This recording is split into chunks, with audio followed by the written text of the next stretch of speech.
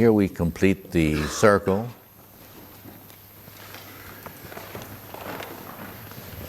At the quadrant, the magician quadrant, that is really where I began my investigations. I hope you've got your diagram from The King Within, the 2007 edition.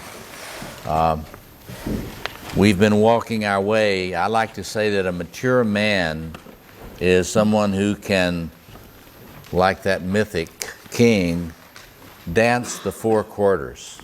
You may have seen that image of Shiva dancing. Well, there's a way in which your soul can learn to dance the four quarters, and now we're at this magician quadrant. When I was a young scholar,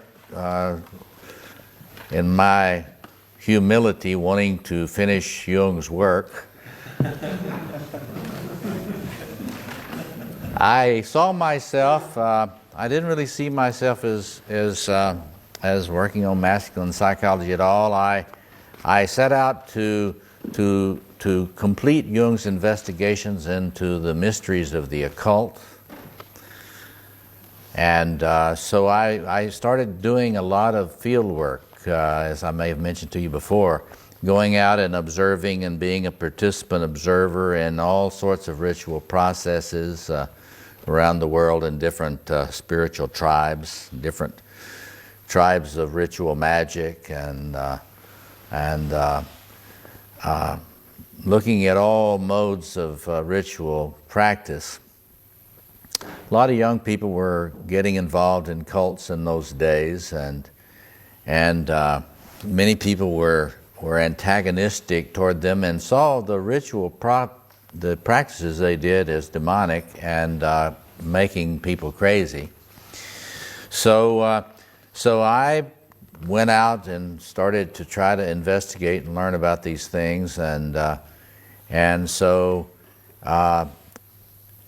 I was surprised that when I got inside the world of people who had a lot of experience in practicing ritual, I was surprised at how much thought and depth there were among so many of these people. Here I was a psychotherapist, and I once sat, I was invited to go along on this occult practitioner's healing encounter, and this occult practitioner, there was a young schizophrenic that he brought in, and I was terrified because this young schizophrenic was about 6'6" and weighed about 240 pounds, and I was expecting a psychotic break, but this ritual practitioner was able to take this young man on an inner journey, which enabled him to confront some of his demons. He did it very skillfully, much more skillfully than many of my supervisors as a therapist.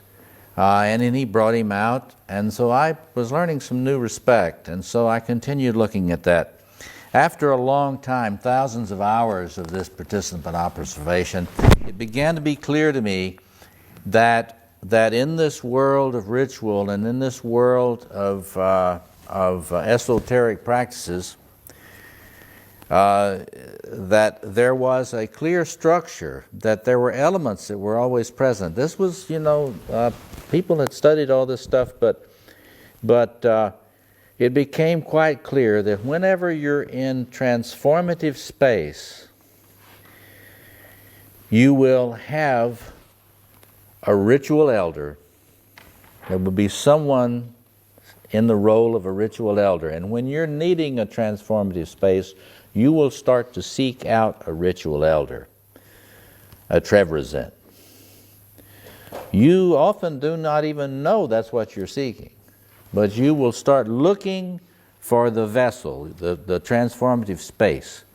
You will start looking for that space, and that is almost always in the presence of a ritual elder, someone who carries some wisdom and also some knowledge about death and rebirth. The archetype of initiation really is about this process of transformation, of death and rebirth. And so the ritual elder is the steward of transformative space. In the story, you didn't hear this part, but in the story, this is a circle of stones around this fire. So it's a sacred circle that Trevor's Lent is kneeling before.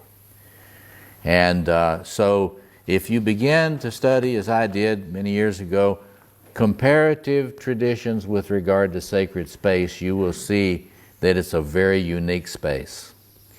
And so you have the archetype of death and rebirth, you have the sacred space, and you have the ritual elder who is to be the steward.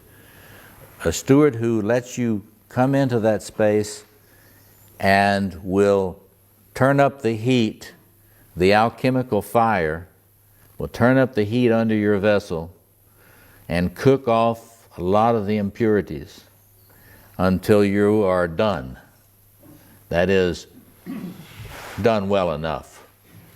And then he will kick you out of that space. In other words, a decent ritual elder will not let you stay at the fire forever. You have to get out and face the world again.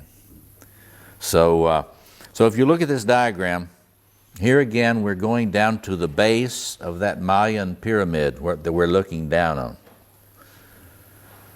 And on this magician face, you begin with mere knowledge. There are a lot of very, very smart people who know a lot. And yet they do not have the moral or spiritual or emotional resources to be good stewards of their knowledge for the world. And as we sit here, there are extremely brilliant people over the world who are putting all of their creative energies into ways to manipulate people, to create entities, machines, substances that are extremely toxic to human life. Enormous amounts of money are going into all sorts of technical knowledge that is without soul. Paul Tillich, again, saw it coming. He said that ontological wisdom, that is true knowledge of the depths of being, has been far outstripped by technical knowledge. That's a runaway magician. A runaway magician. It's not that we do not welcome learning and knowledge, but we are falling behind in terms of the character that needs to be developed in order to be stewards of that knowledge. It's a huge problem now.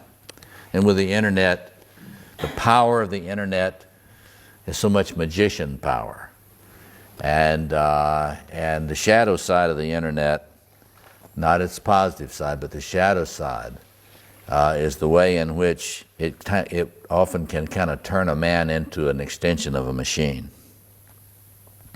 So anyway, as you begin in mere knowledge, you have no concern for healing. You don't really even have any concern for making a great contribution to your fellow humans and other creatures. You are into the love of knowledge for its own sake. And that's a primal place. If you mature in this, you begin to become aware of that archetype of initiation, that the necessity for transformation, not only of yourself, but of systems, of families, of systems, of organizations, of the world. But in order for there to be a truly transformative process, someone has to have the capacity to steward the transformative process. And therefore wisdom is needed. In every culture and every tribal tradition, there have been wisdom figures, people who we've known as the sage, the person who develops the shamanic knowledge. Now again, this doesn't mean that all the people who get powerful in magic are good. I thought the Lord of the Rings did a wonderful job of showing the ambivalence of magician power.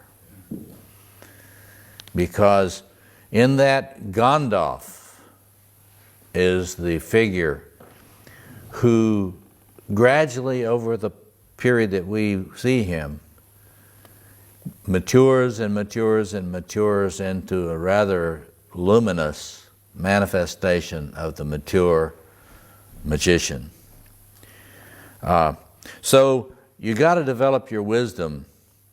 And then we saw Gandalf struggling to really get himself fully centered in his wisdom and what he knew.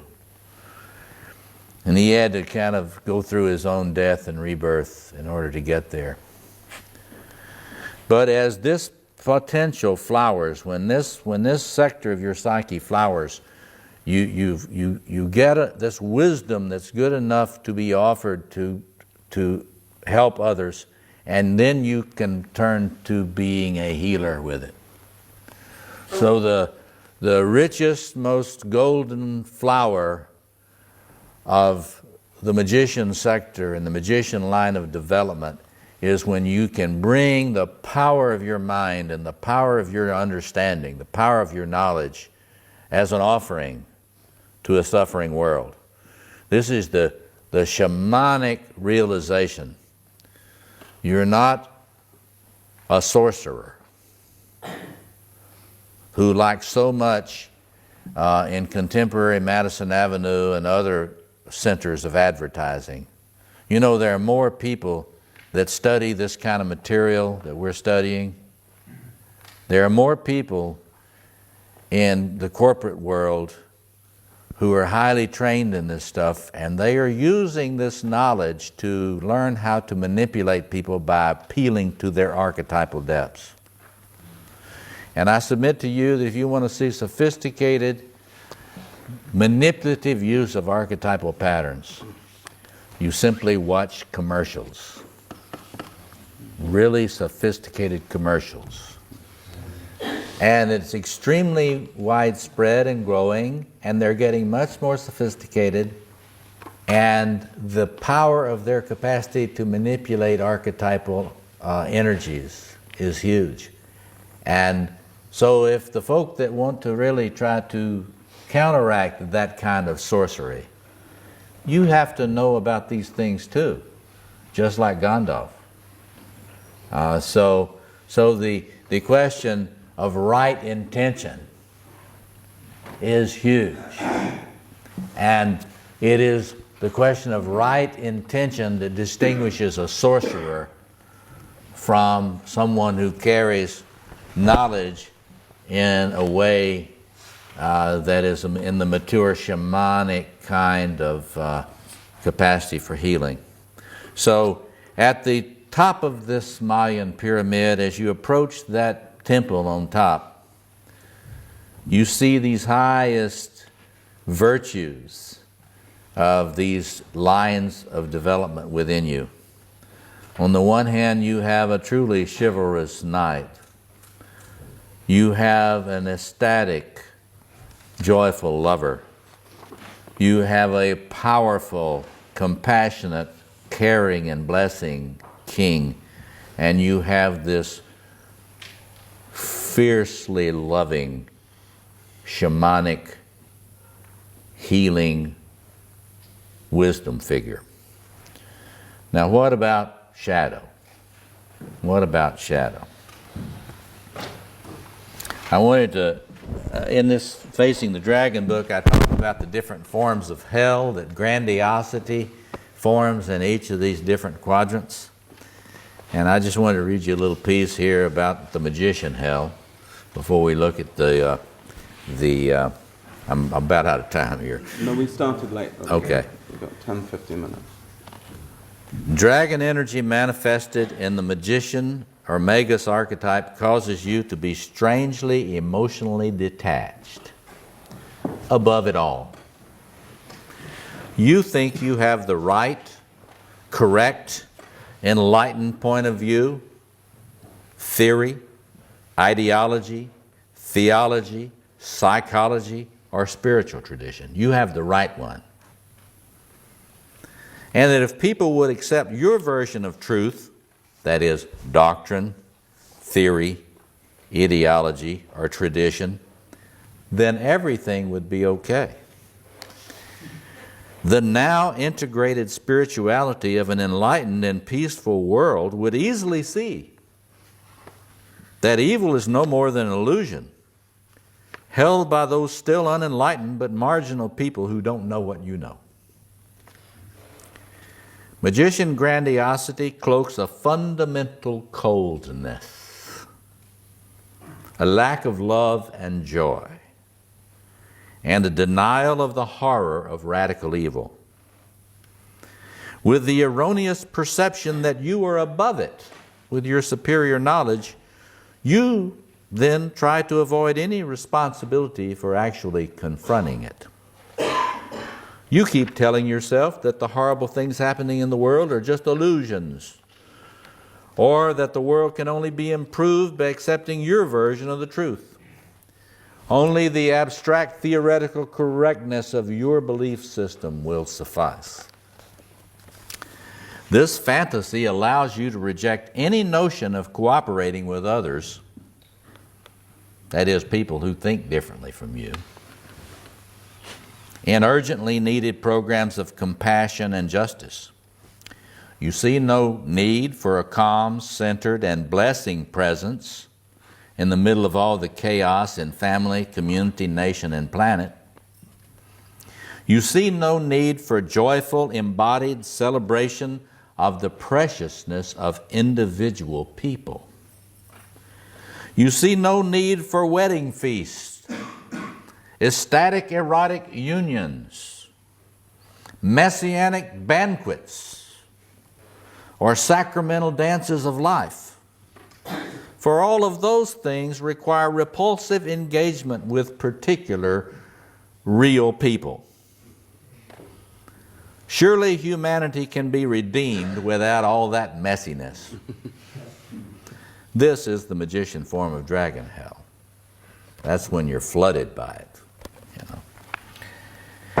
There's another way to be flooded by it, and it's the, if you look in this part 5 of The King Within, I've got a section in there that shows the association of these archetypal energies with different psychopathology, different territories, different geographies of psychopathology.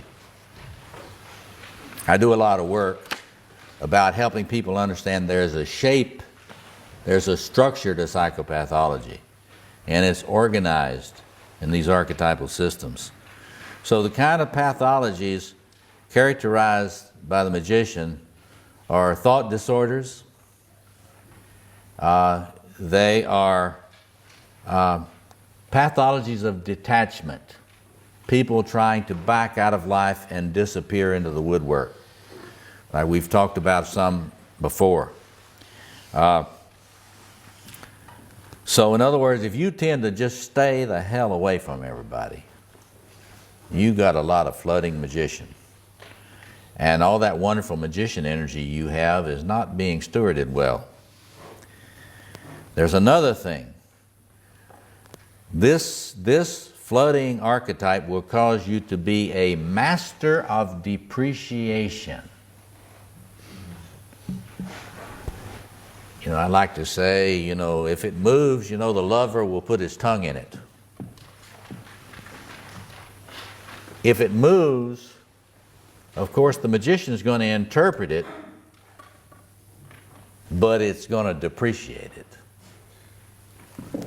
Alfred Adler said, you really want to know how ill psychologically a person is, particularly in terms of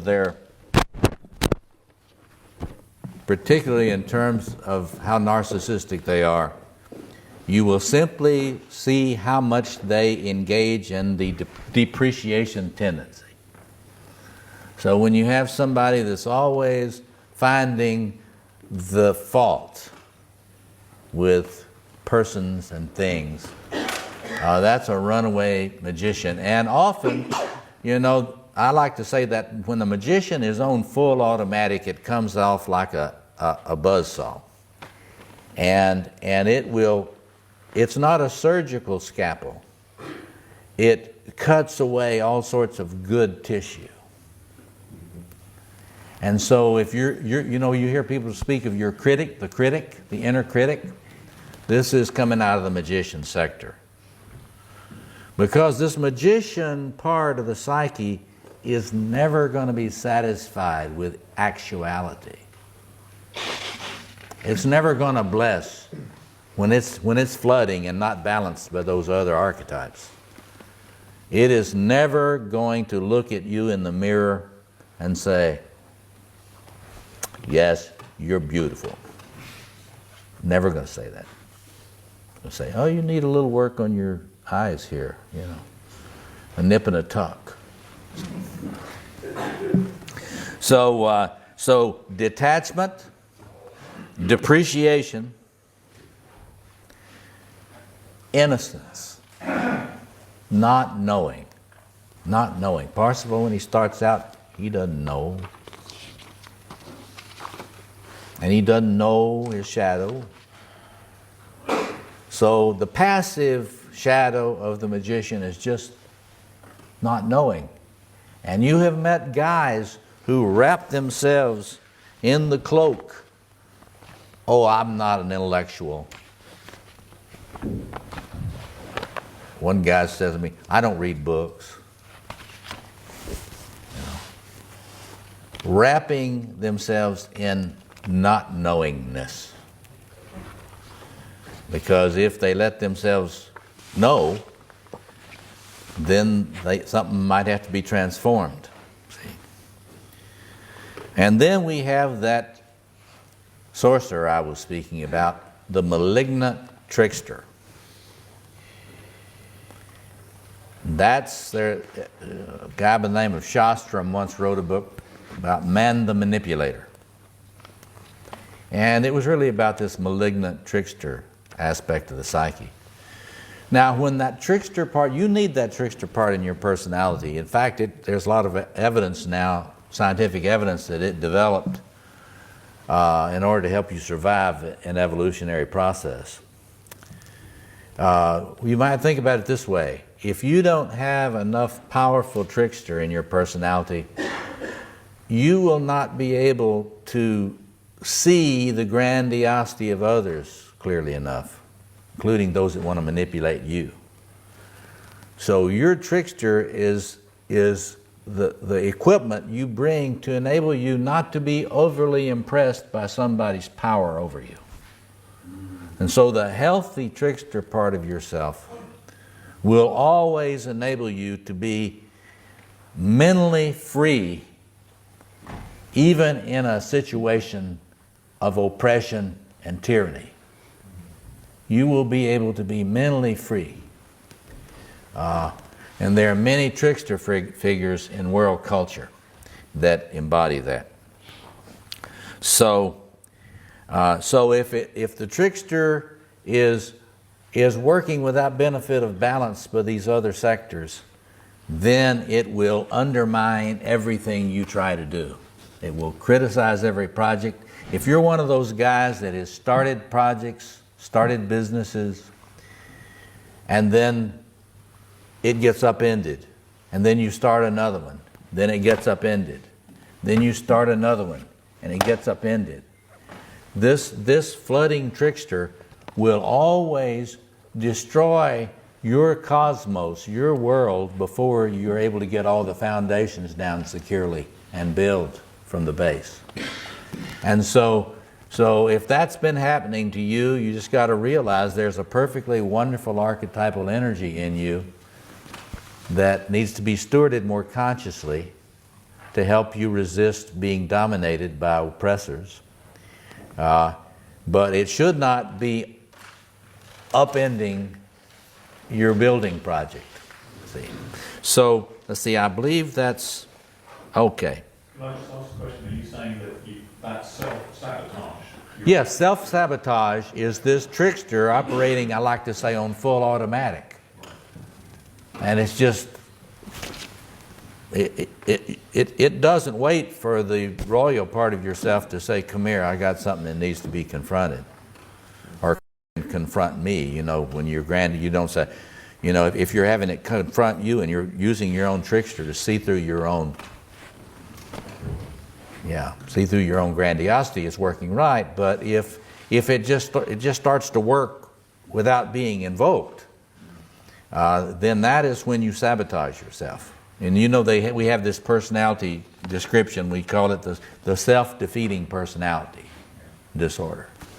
So there are two sides to the trickster. Yes, like all archetypal energies. There's a shadow side of it, and there's the conscious, well-stewarded side of it.